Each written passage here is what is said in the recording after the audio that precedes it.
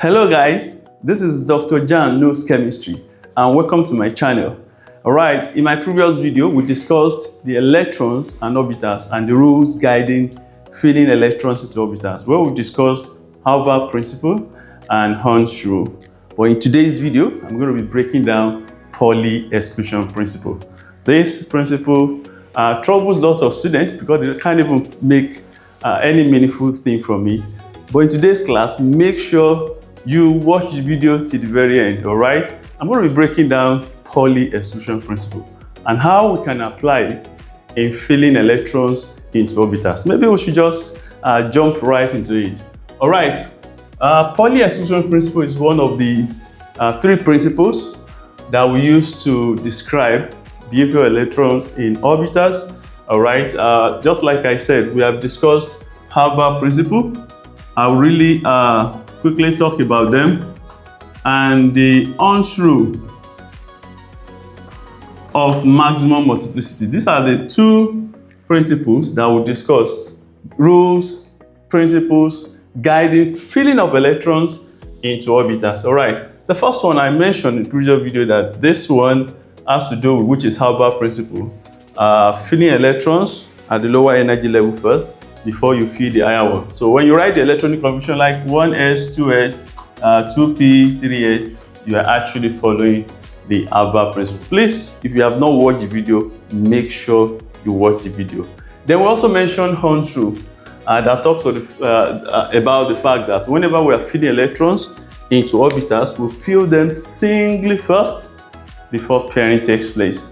All right, and that leads us to Pauli exclusion principle. All right, maybe you don't even know what is the maximum number of electrons that can occupy the orbital. All right, the answer is 2. If you don't know, why is it only 2? Why is it that only 2 electrons can occupy the orbitals? I'm going to be using Pauli exclusion principle to explain a lot of things, and at the end of this video, it will be very clear to you how this particular principle explains feeding of electrons into orbital. Let's quickly do that now and just join me. All right, Pauli exclusion principle states that no two electrons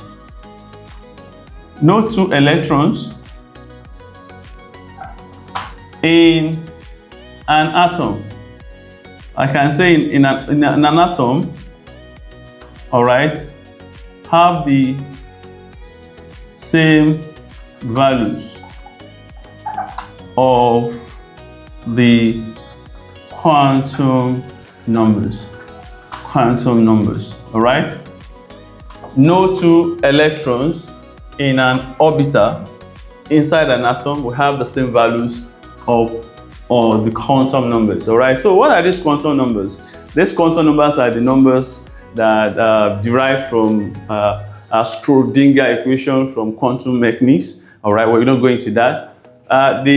We use them to describe the behavior of atoms in the orbitals. I want to pick them one after the other. All right, we have 4 quantum numbers that I want to really explain, and I want you to calm down. Let's quickly get into it.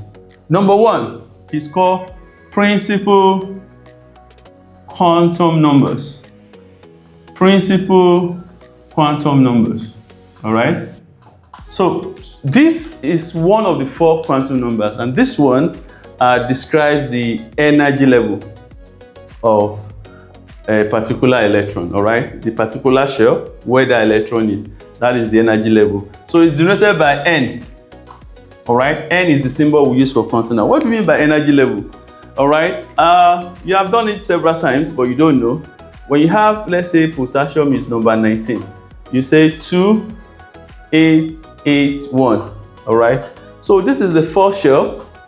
We have 2 electrons there. Can you see that? This is the second shell. We have 8 electrons there. All right, this is very simple.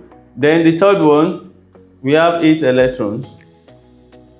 All right, and the fourth one, we have 1 electron. All right, so this principal quantum number is what describes this behavior of electrons, that electrons are configured and they occupy a certain energy level, which is possibly the first shell, all right? The second shell, the third shell, or the fourth shell.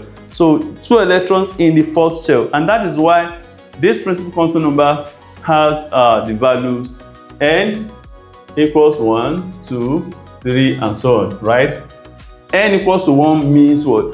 When n equals to 1, it just simply means first shell, all right?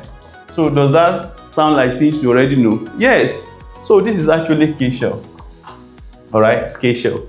So when n equals to 2, all right, it means it's the second shell. The electron is in that second shell. That is what it means. This n equals to 2, that means the principal quantum number equals 2 means the second shell. If I put it as n equals 3, it's simply the third shell, all right? And if I say n equals to 4, is the fourth shell, okay?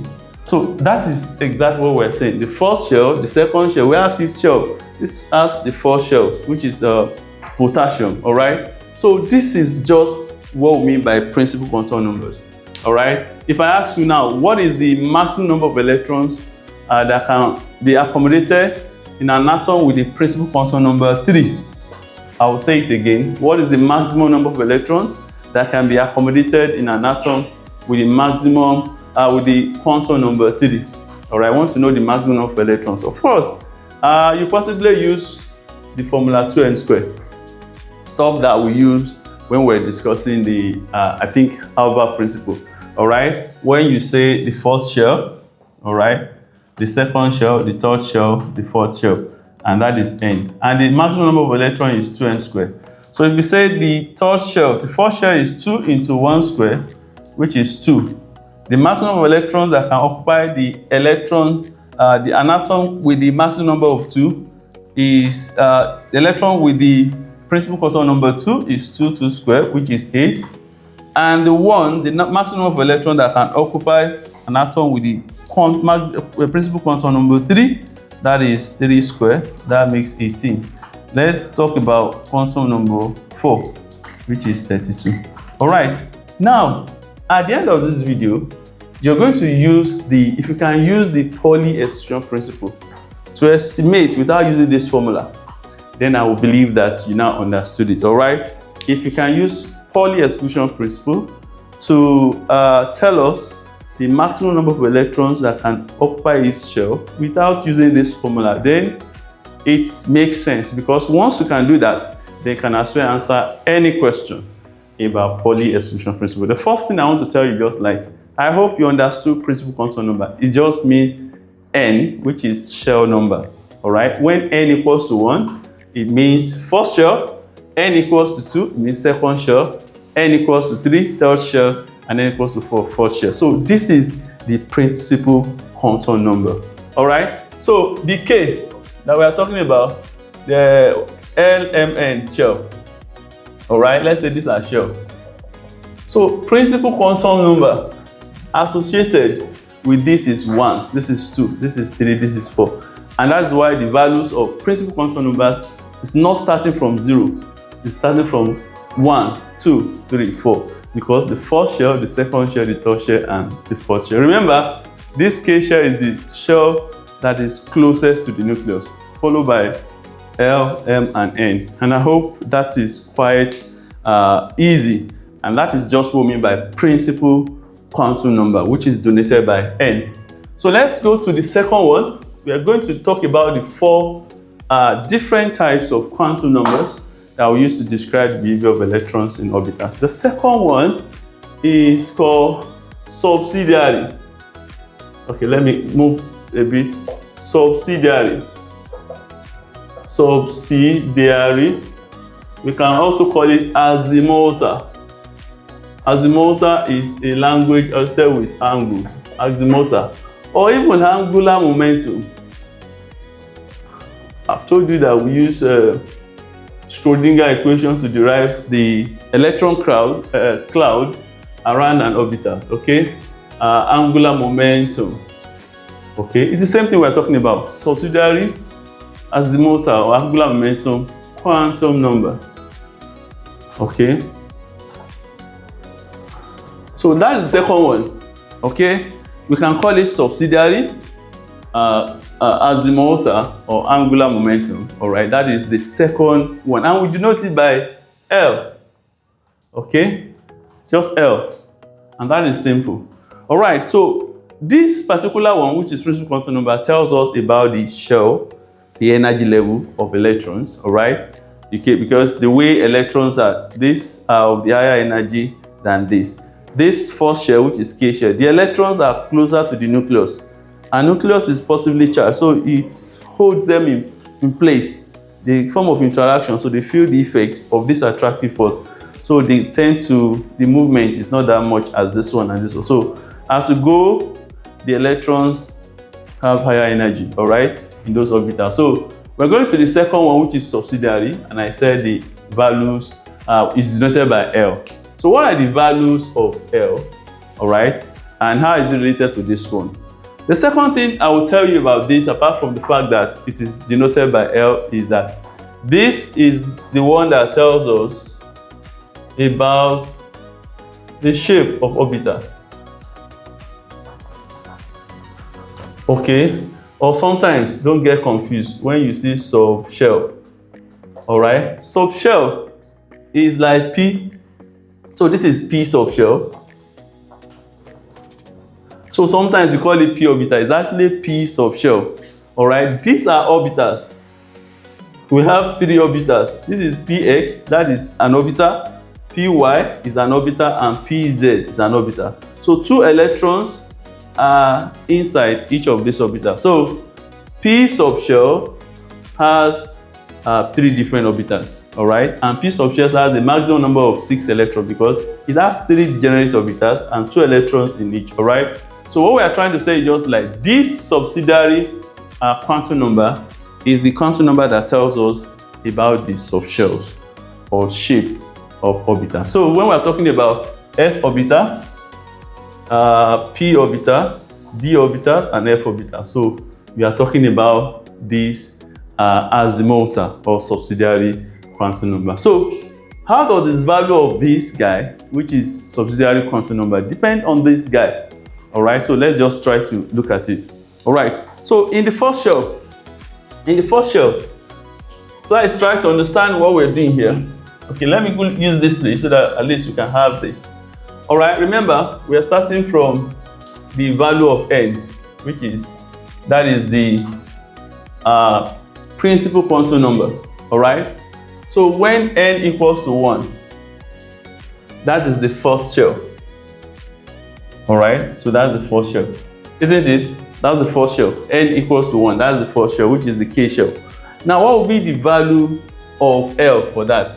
The value of L actually starts from 0 to n minus 1. You need to understand that. If n equals to 1, please take note. The L value, which is azimuthal, remember if there is principal quantum number 1, L will be 0 to n minus 1. All right, that shows that the value of L at least will be at least less than the value of n. And what we have there, if n equals to 1, L can be 0. If we get to the second one is 1 minus 1, which is still 0. So that shows that L equals to 0 for n equals to 1, because the value must range from 0 to n minus 1. All right, so it never gets to the value of n. So let's pick azimuthal here, all right, as 0. That's very simple. That's 0, because when n equals to 1, L is n minus 1, all right, from 0 to n minus 1, all right. So that's exactly what we're saying. So try to understand that. Let me put n equals to 2, or when we get there, we're going to talk about it. Okay, so let's do this. This is L.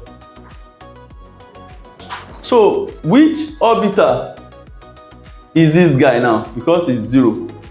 Remember, L equals to 0 is S orbital. That is what you have to understand that now. When L equals to 0, it means it is S orbital. All right. So when L equals to 1, it is P orbital. That is when L equals to 2, it is D orbital. when L equals to 3, that is F orbital. All right, so we're going to see why all these things later. Okay, so now look at this. Now n equals to 1, which is principal quantum number. That shows that the L, which is the azimuthal quantum number, is 0. And when it is 0, it shows that it is S orbital. But not just S, 1s orbital. Okay, so that is, let me put orbital here. So that is 1s. Can you see that? So 1s. All right, why is it 1s? This one, like I've told you when we were studying algebra principle, I said whenever you see 1s2, it means that these 2 electrons, they are in the first shell. All right, and I told you when we get to Pauli exclusion principle, you understand that this one is not just any one, it means it's the first shell. And that's what you see as the coefficient that will put just behind the S, P, and D orbital. So that is 1s. Why is it S? Because L equals to 0. And when L equals to 0, that is S orbital. Why is it 1s? It's because that is the fourth shell. All right, the fourth shell. So how many orbitals do we have here? It's just one. All right, there is no other orbital. All right, what is the maximum number of electrons that can occupy this? How many orbitals do we have there? It's just one, 1s. Can you see that? Then what is the maximum number of electrons that can fill this? Because it's one orbital, so that is 2. Remember, one orbital is like a square like that, where you put 2 electrons inside it. All right, so the maximum is 2. Let's look at the second shell, which is L shell. All right, L shell. All right, KL. This is different from the azimuthal value. All right, so when L equals to what? When is the second shell, that means n equals to 2. All right, we already know that. That shows that it is the KL, that is the second shell. What will be the values of L, which is azimuthal, for L equals to 2 for the second shell? So I told you that the azimuthal value, all right, equals 0 to n minus 1. Means that it starts from 0 to n minus 1. So that means it's going to be 0 and 1. Are you seeing that? Because it will never be up to this guy. That means in the second shell, we have the values of azimuthal to be 0 and 1. What does that tell you? This is 2. But L equals 0 is S orbital. So this is 2s orbital. Okay? Can you see that? 2s. Now, when L equals to 1, that is 2p. Can you see that? So you can see something now, a pattern. So how many orbitals? What orbitals do you have here? That is 1. How many do we have here? That is 3. Because P has 3 degenerate orbitals.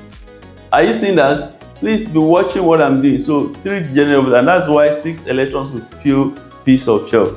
All right. What is the maximum number of electrons that will fill this now? All right. 2 will be here, and 6 will be here. So that makes it 8. Okay. So you can see that it's still consistent with what we said the other time. Remember, we said K, 1, 2, 3, 4, and then we use 2n squared. So 2, 1 squared gives us 2. So this is the 2 in the first shell. All right.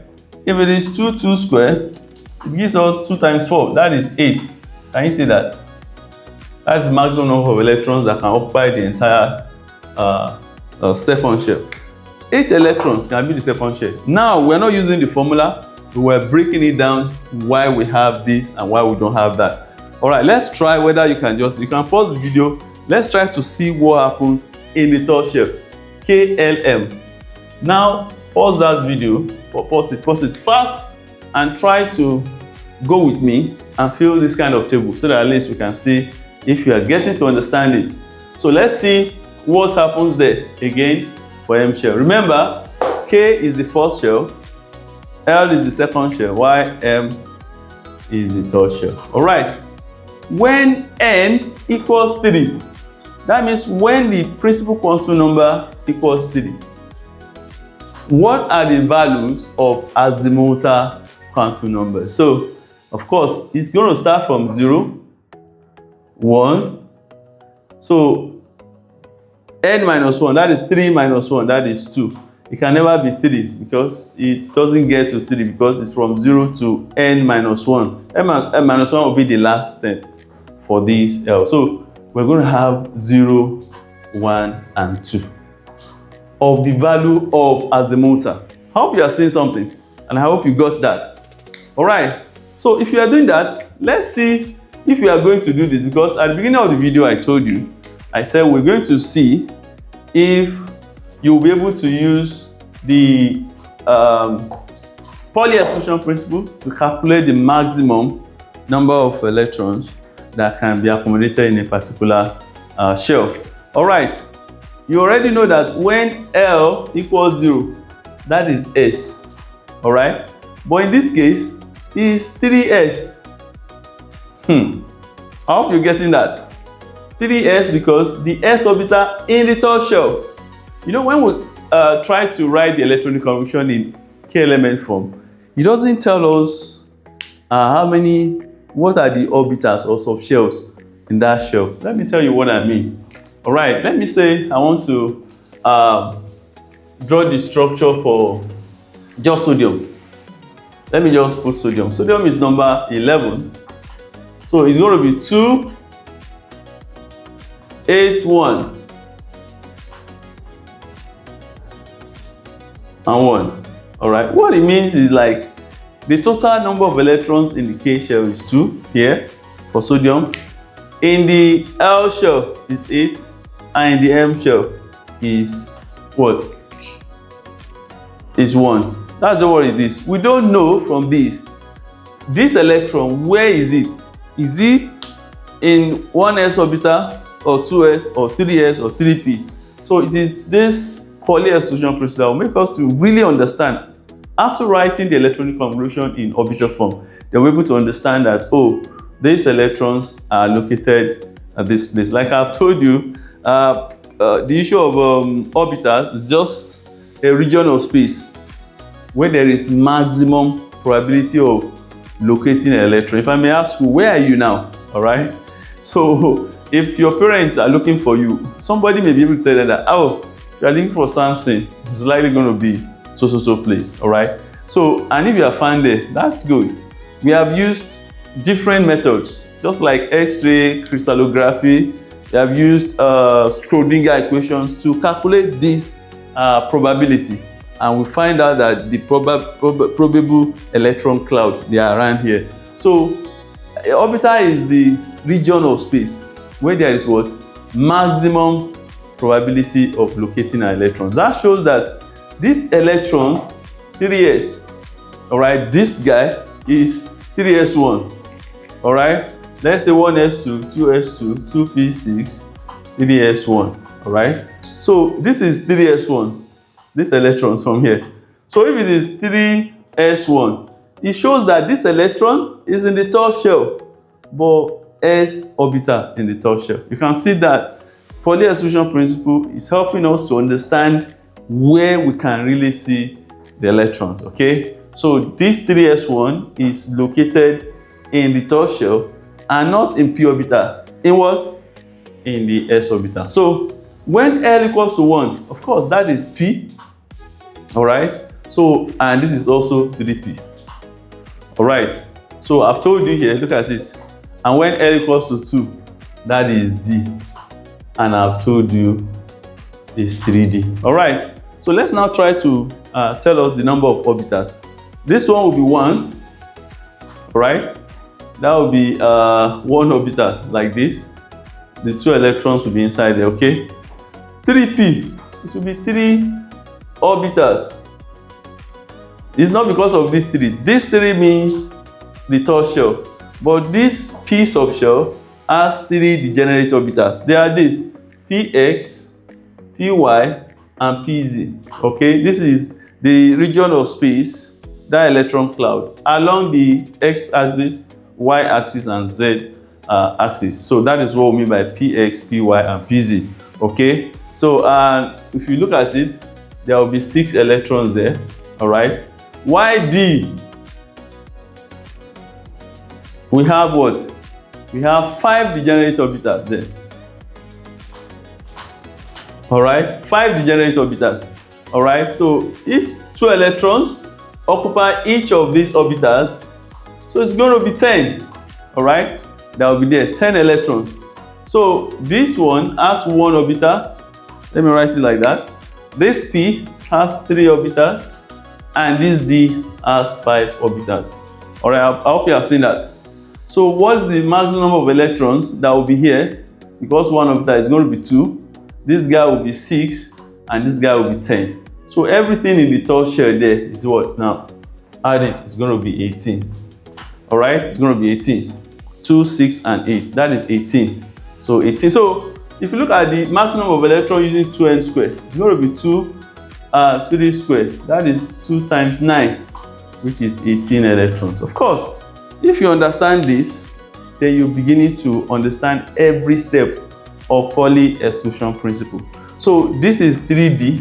Just like we have px, py, pz, we also have values for this. All right, like this one is dxy, dyz, dxz, dx squared minus y squared, and dz squared. So we have the way. What it means, just like dxy, that is the plane in d orbitals between x and y plane, yz between 1 and z, xz between x and y, x squared minus 1 along the lobes, 4 lobes pointing along the axis of x and y, and this z squared. So that one is actually different. It's like a ring around it. So that's why when I was telling you about the shape, I said this is like s orbital is spherical, yp is dumbbell, y this is like double dumbbell or clover shape. All right, d and f we say just complex for a level. All right, you can see that. So let's see for the next one, which is when it's n shell. All right, using the formula, we already know what we're going to get, but let's see if we can draw all the components together just like this. All right, for n shell means that it's the 4th shell. When you say it's the 4th shell, it means that n equals 4. All right, n equals 4. Principal quantum number 4. That's what it means. When n equals 4, what will be the values of the azimutals? Because I've told you, the n determines the energy level. That means the energy level 4. All right, just like the 4th floor. That's where the electrons are. They are not joking with you. They're just sitting on top of you like that, the 4th floor. All right. Why the L depends on this. So the number of the value of azimuthal quantum number depends on the value of principal quantum number. I hope that is clear. So let's see exactly how you're going to do this. All right. So when n equals 4, I believe that you can do that now. The value of L will range from 0, 1, 2, and 3. All right. I hope this is making sense. It should be, because this is very simple. All right. It's very simple, although it troubles a lot of students, and most students don't even understand it. What they do in most schools is they just tell you Pauli exclusion states that no 2 electrons have the values of all the quantum numbers, and we have 4 types. They can list it. Sometimes they can tell you what each does, hence there. But you can see now that I'm breaking it down for you to see how this entire stuff are helping us to understand how electrons behave, and that is the beauty of all. All right, when n equals 4, that means there is s orbital there. All right, so that is 4s. I hope you can see that. Why is it 4s? Because it is the 4th energy level. All right, so when L equals to 1, that is p orbital, but it's 4p. All right, 4p subshell. I've told you the difference between subshell and orbitals. So sometimes we use them interchangeably, because if I say s subshell, it's still s orbital. All right, but p subshell is 6, but only 2 electrons can occupy an orbital. Look at that. So it has 3 orbitals, and these are the 3 orbitals: px, py, and pz. Okay, these three. All right, so that is the values for that. All right, that is 4s, 4p. What will be these two? When L equals to 2, what do you have here? We have d orbitals. So that is d orbitals, then 4d. All right, so when is this 3? That is f orbital. So we have 4f. Now, let's try to see that. Let's try to see that, and you'll be able to tell me if you are going to get the next number. Remember, we are working, if you are using the formula to calculate the maximum number of electrons that are present in all these orbitals all together, we use 2n squared about the particular shell. Remember, this is just the fourth shell. What it means, just like 1, 2, 3, the fourth shell. All these orbitals are there. S orbital is in the fourth shell, p orbital is in the fourth shell, d orbital in the fourth shell, and f orbital in the fourth shell. That's what it means. All right. So now let's try to work it out and see if we are going to get the same thing. All right, this is 18. Now in s orbital we only have one orbital. All right, but you know that one orbital means this guy box, which means that 2 electrons will be there. All right, so p orbitals we have 3, p subshells we have 3 degenerate orbitals. I hope you can see that now. That is 6. All right, d we have 5 degenerate orbitals. All right, 5 degenerate orbitals. That is 1, 2, 3, 4, 5. That is 10. All right, so f we have what?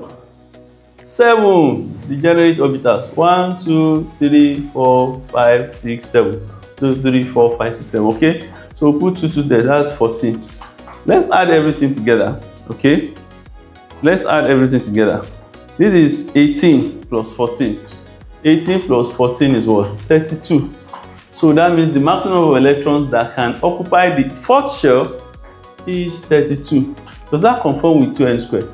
So 2 times 4 squared, that is 2 times 16, and that is 32. So you can see how to use the Pauli exclusion principle to break down how the orbitals are arranged in each shell of the particular atom. All right, we're not done. We have only mentioned just 2 of them. All right, we are going to 4. The first one is when n equals to 1, that is the k shell. That is the principal quantum number. The second one is azimuthal quantum numbers. So the third one, we're going to put it here at the middle. So let's see if I can just continue here. What is the third quantum numbers? All right, that we are talking about. The third quantum number that we use to describe the behavior of, and it is called magnetic quantum number.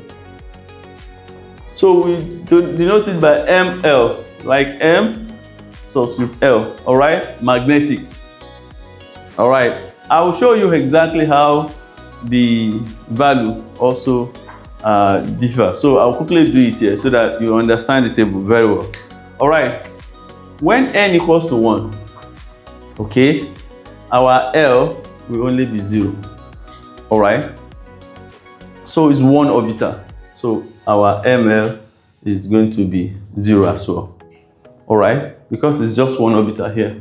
So it shows us the degeneracy and the orientation of orbitals. That is why this word magnetic quantum number, what it does. Remember, principal quantum number shows us the energy level.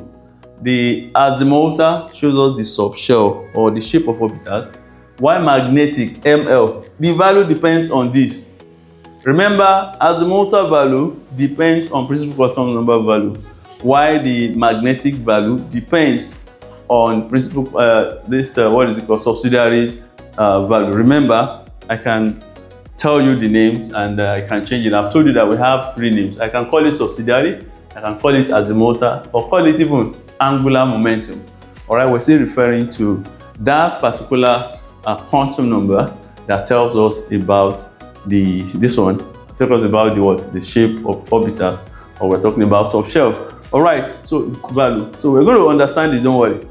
So when n equals 2, remember that L will be 0 and it will also be 1. All right, we have done it there. When n is, that means at the second shell. So what will be the value of this? ML is still 0 when for here. But this one, the value of this depends on the value of L, which is the azimuthal. All right, so it ranges from the negative to the positive value.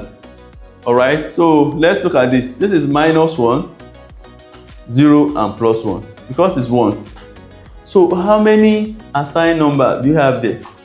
That is why a p orbital has 3 degenerate orbitals, because this is what tells us the fold or the degeneracy. All right, in an atom. You can see I said the value of magnetic quantum number depends on what? Depends on the value of L. This is p orbitals, okay?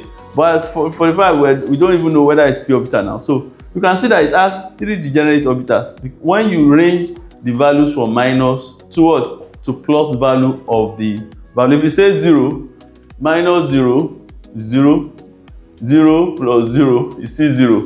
So that's why it only has one thing. So that's why s orbital only has one value. Okay, that is one fold. Okay, so that is s2. All right, look at when L equals to 1, which is p orbital. Remember, this is s orbital in the second shell, this is p orbital. So -1. So let's go to 3 so you can understand that. When n equals to 3, that is the third shell. All right, what will be the values of L, which is the quantum number? L will be 0 again, 1 or 2. All right, because this is 0, so ml equals 0. That is just 1. Now for this one, this is 3p, -1 plus 0 and +1. Those are the 3 orbitals, degenerate orbitals. This is one value. Okay, so that's why. Now this is p orbital. Now when L equals to 2, that is d orbitals. Let's see whether this one will show us 5 degenerate orbitals. I hope you understand what I'm saying. Let's see if ml value, which is the magnetic what is it called, quantum number, all right, which is going to give us 5 degenerate orbitals. Remember, p means p sub shell has 3 degenerate. So let's see when it is d, when n equals to 3. So you're going to move from -2, -1, 0, +1 and +2. Can you see that? So that is 1, 2, 3, 4, 5. These are the numbers assigned, magnetic quantum numbers, for each of these orbitals. All right, so as you can see that is it.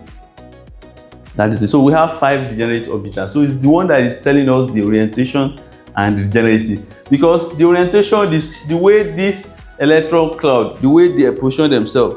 I've told you, you are likely to be found when they are selling suya at night. So we just map out the area. That's what we call electron cloud. All right, so that region of space where there is highest probability, not just probability, the highest one. We use this one. We derive Schrodinger equations using all those work functions. All right, square it and then we'll be able to get the probability. It's a very interesting equation. So when you get to university, you're going to learn a lot, and it's going to be very interesting. So, and we got the fact that d orbitals, the shapes, all right, like I've told you, we have dxy, dyz, dxa, then dx squared minus y squared and z squared. So those are the 5 orbitals that we have there. So you can see that. Now let's quickly do n equals to 4 here. I hope you can still see my board very well. So let's try to pick n equals to 4. All right, or I should take it up here. Okay, let's just do it like that. So n equals to 0, 1, 2, and 3. All right, remember it doesn't get to 4 because it ends at n minus 1, from 0 to n minus 1, 0 to 4 minus 1, making 3.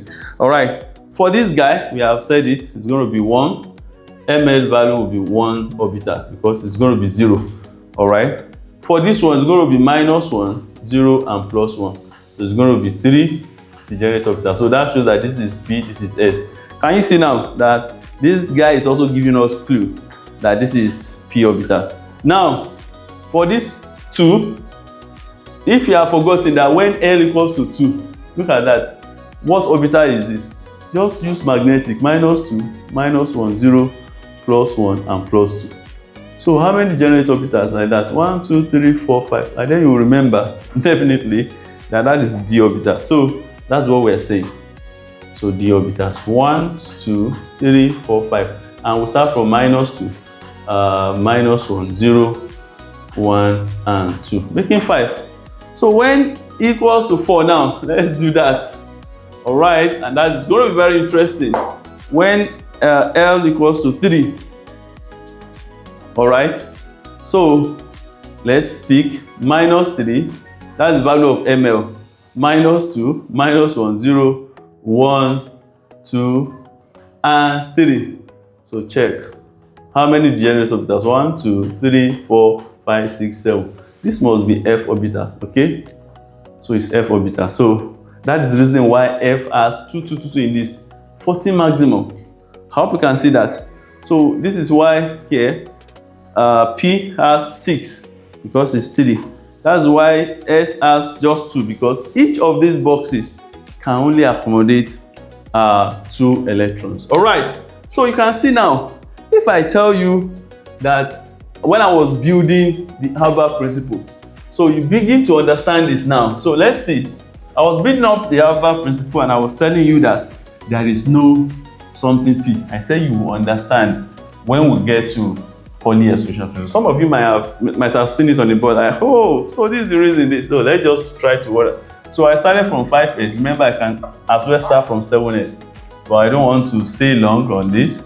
So 3s, 2s, and 1s. All right, after that, 5p, 4p, 3p, and 2p. I told you that we don't have 1p. So let's assume that we have 1p. We want to like prove it now that truly, through Pauli exclusion principle, we don't have 1p.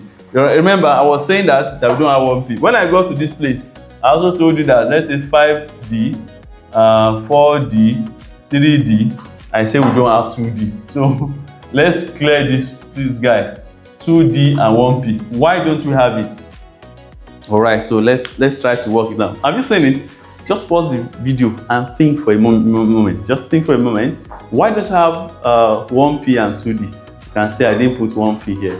All right, so let me just show you. Let me show you. I think we can start the video again now. All right, 1p. All right, so if it is 1p, what it means is the principal quantum number is 1. All right, that's settled. That's what it means. It means the principal quantum number is 1. So if principal quantum number is 1, the L, which is the azimuthal or subsidiary or angular momentum, will be 0. It can never be 1 because the last value will be n minus 1. So L can only be 0 when n equals to 1. That is the first shell. So when L equals to 0, that is S orbital. So, and case closed. Because there is no other value for L. When L is S orbital. So there is no P orbital in the first shell. Alright, so let's see why don't you have 2D. And I will do another F, you tell me the reason. So let's work the 2D also. Why don't you have 2D? Alright. And I stopped here. 3D, I didn't put 2D. Look at this. This 2 means N. That is the principal quantum number is 2. That makes it the second shell. We are dealing with electrons in the second shell. That's what it means. Okay, when N equals to 2, what will be the value of L? L will be 0 or 1. Can you say that? 0 or 1. You can never get to 2. When it's 0, it is S orbital. When it's 1, it is P. So case closed. There is no D orbitals in the second shell. If I tell you an objective question, which of the following orbitals is absent in second shell, you think we are talking big grammars. Like, how will I know? Because we are used to second shell. Yours do like this. 2, 8, 8, 2, 8. How will you know? So you get confused. You can see Pauli exclusion principle can help you sort out a lot of things once you understand every fragment of it. So you can see that there is no 2D. So let me continue. And I will tell you something and you can easily work it. After D is F, I will say 5F and 4F. I will say there is no 3F. All right. I know so because I've been working with this, and besides, it's just a step the way it is, only 111 left. So let's see why we don't have 3F. Okay, so if you have 3, let's say 3, let's say 3F. Now I want to put it. So when n equals to 3, L will be 0, L will be 1, L will be 2. Remember, L is azimuthal quantum number. All right, don't forget that. Don't ever forget that. So L equals 0, that is s orbital. That is what? P orbital. All right, and that is d orbital.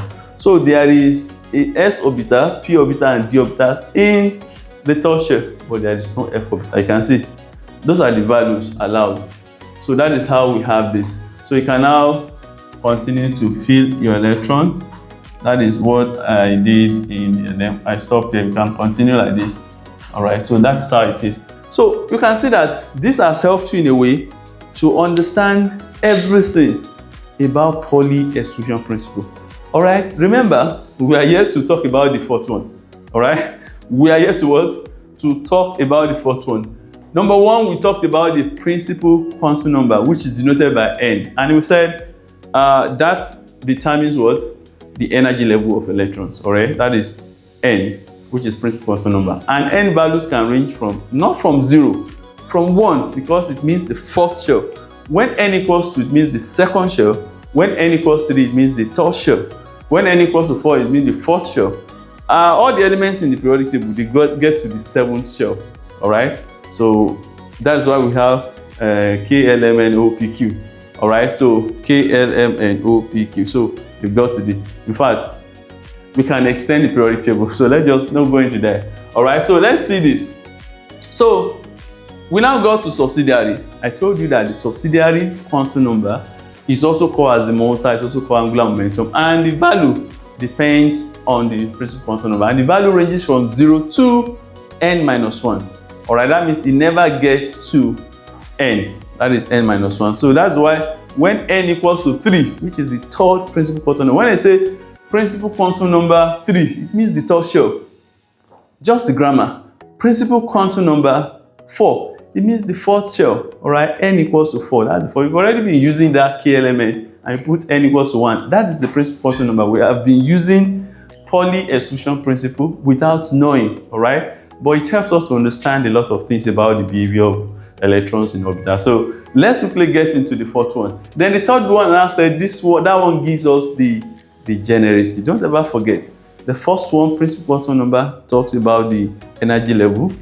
The azimuthal talks about the shape of orbitals or subshell. What is the subshell? Subshell is not different, it's different from shell. If I say it talks about this one, the first one talks about the shell number. Shell number is different from subshell. Remember, shell number is still number 1, first shell. Shell number 2, shell number 3. Subshell means something you call orbital. You can say this is p orbital. Actually, it's wrong for you to say this is p orbital. You just say it carelessly, all right? It's not p orbital, it's p subshell. Because in an orbital, only 2 electrons can occupy it, and we can have 6 here. That's so that p subshell has 3 orbitals, which we call px, py, and pz. Okay, so 2 electrons in each, and that's what gives us the total number of the p subshell. So if they tell you what's the maximum number of electrons that can occupy px orbital, is 2. Any orbital at all, the maximum of electrons is 2. They love that small place because they don't like each other, they repel each other. So, and that will lead us to the fourth one that we're going to discuss. All right, so we have discussed the first one, which is principal quantum number, the second one, which is azimuthal, the third one, which is magnetic, ML. All right, we are going to the fourth one, which is spin. And spin is the easiest. And Pauli exclusion principle is actually built again around that fourth one. Is it not funny? So Pauli exclusion principle is built around that stuff. All right, so I've deleted Pauli here. All right, don't mind, my board is disorganized. I've explained a lot of things. All right, so I didn't want to clear some of the things that are there. All right, so let me put this exclusion back. Pauli exclusion. All right, principle. All right, so the fourth one, It's called spin quantum numbers. All right, the third one is called spin. All right, so it's still M, but S. All right, so that is it. So it tells all about the spin of electrons. There are two electrons always in an orbital. There are always two electrons, but they cannot stand like this because they don't like each other, and yet they must stay inside this small room together. They don't like each other. So in order to minimize the pushing, so one just stays like this and another stays like this. Some of you and your siblings that sleep together, sometimes when you are angry, you do this thing. You don't want to be seeing that head that offended you, so you turn upside down and everybody will sleep. So like, please stay away from me. So this minimizes repulsion. So what spin is telling us is that whenever two electrons are in the same orbitals, they have opposite spin. All right, so opposite spins. That shows that this is the right arrangement, not this one. All right, so the one that faces up, we can assign plus half. This is just conventional. All right, just like when you say energy is given out because the system is giving us, say it's negative for exothermic reaction. So the same way we assign plus half to this that is facing up. If that is the case, we assign minus half to the one that is facing down.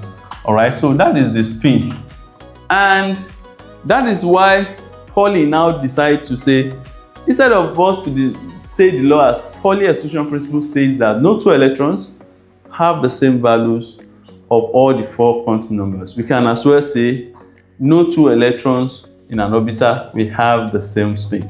It's allowed. All right, no two electrons will have what? We have the same spin. So let me tell you what it does. Okay, so let's try to see that.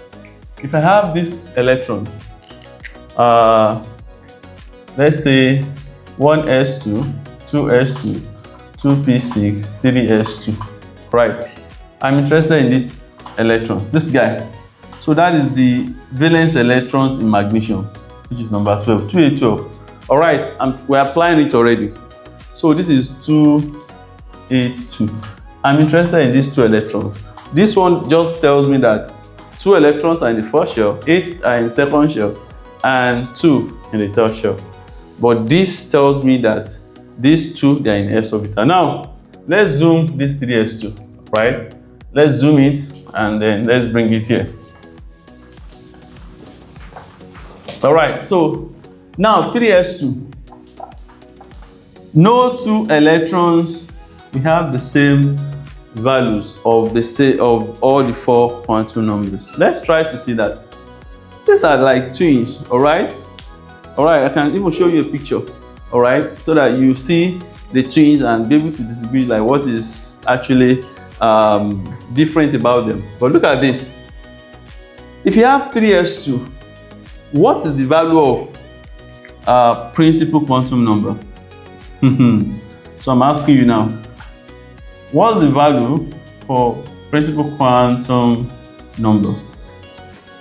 N equals what? Equals 3. How do I know? Because we have the third shell here. I told you that the coefficient of your orbital subshell is the energy level. That shows this electron is in the third shell. So principal quantum numbers, okay, is there. So we are talking about these two electrons. What is different about them? No two electrons will have the same values of all the four quantum numbers.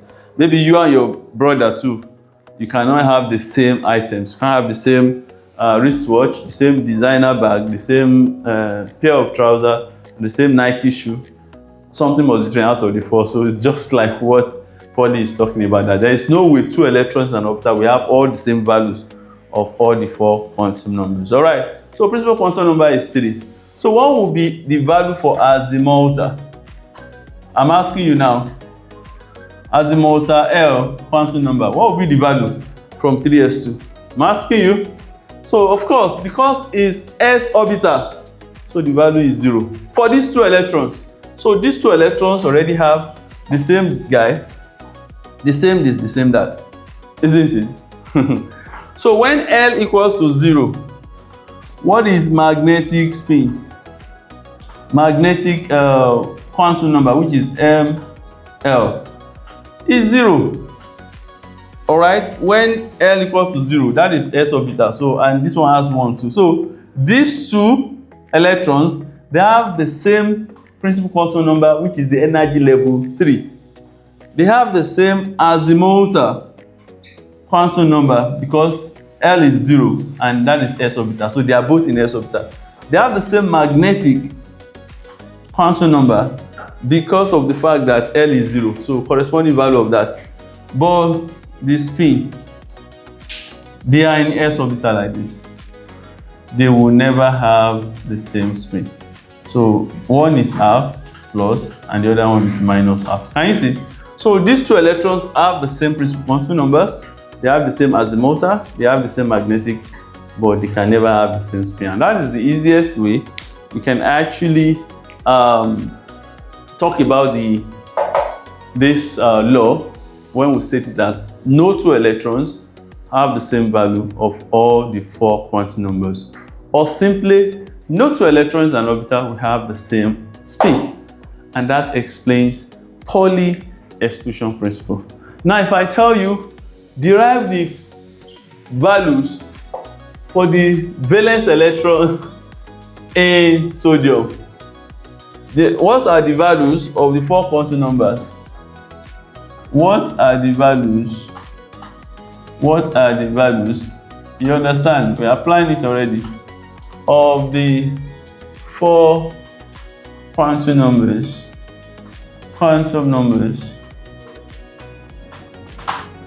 for the valence electron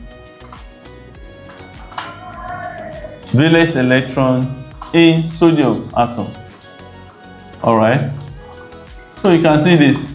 What are the values of the 4 quantum numbers for the valence electron in sodium atom? What is valence electron? Valence electron is the number of electrons in the outermost shell. All right, so we are told to derive the values for all the 4 quantum numbers in these guys. All right, so we have this, we have that, we have that. Principal, azimuthal, magnetic, and spin. Remember, you just write sodium. 1s2, 2s2, 2p6, that is 28, and 3s1.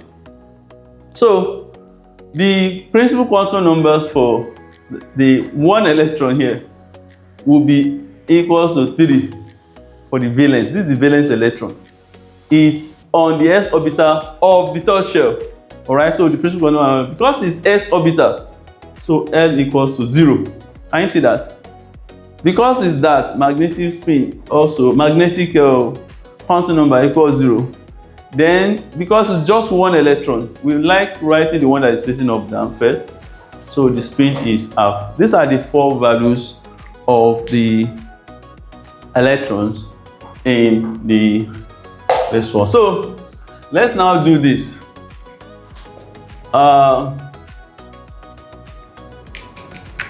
Look at this too. Chlorine is 17, and we have 1s2, 2s2, 2p6, 3s2, 3p what? 3p 287, 3p5. All right, if you fill this one, look at that, 3p5. If you fill this 3p, 1, 2, 3. So 1, 2, 3. What rule are we following? That is Hund's rule of maximum multiplicity. Multiples of it. So we fill singly first before pairing takes place. That is 4 and 5. All right. So these particular electrons, can you see them?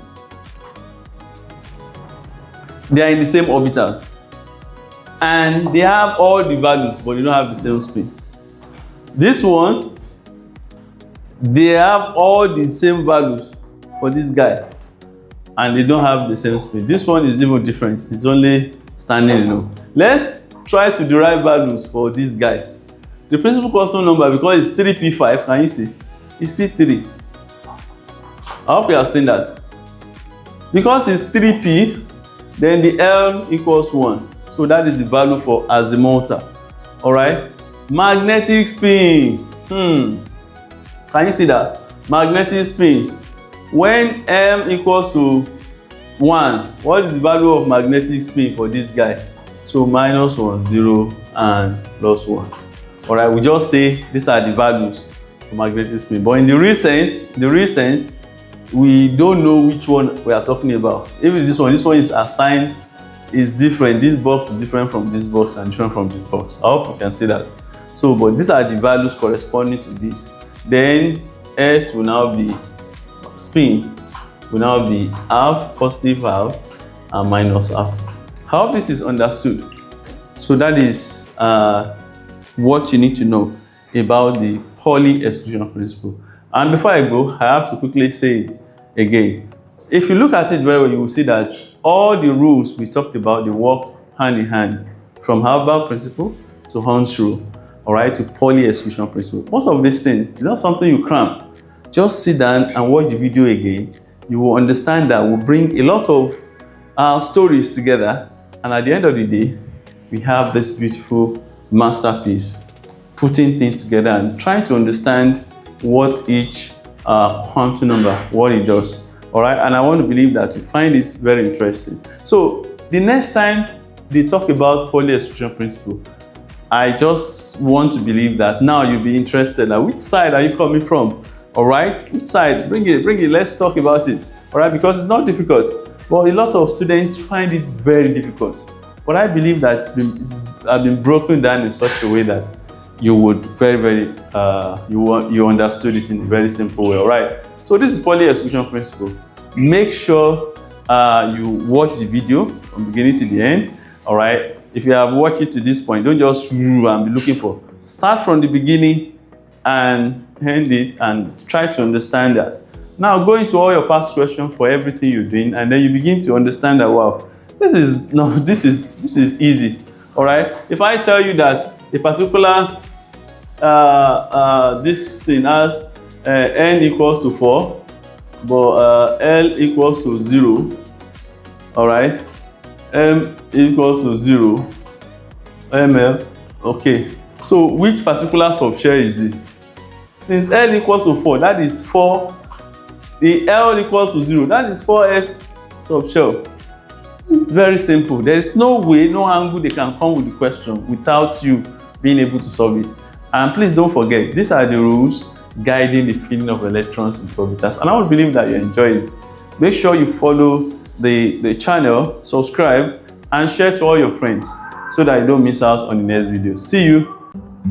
If you stay forever, let me hold your hand. I can feel